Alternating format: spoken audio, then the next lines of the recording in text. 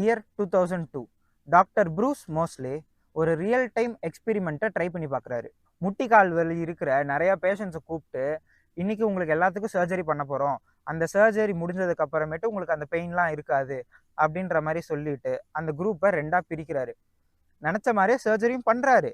என்ன பண்ணுறாரு, ஒரு குரூப்புக்கு சக்ஸஸ்ஃபுல்லாக சர்ஜரியை பண்ணி முடிச்சிட்டாரு.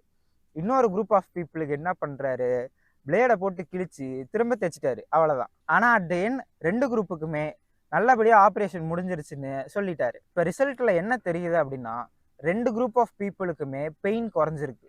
இது எப்படி? இதுதான் பிளசிபோ எஃபெக்ட்னு சொல்கிறாங்க. நம்ம பிரெயின் ஒரு விஷயத்த முழுசாக நம்புது அப்படின்னா அதுக்காக நம்ம பாடியும் ஆக்ட் பண்ணும். ஸோ இதுதான் பிளசிபோ எஃபெக்ட்.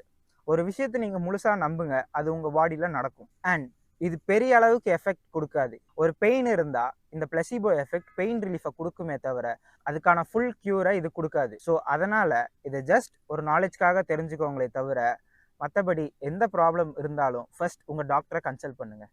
நன்றி.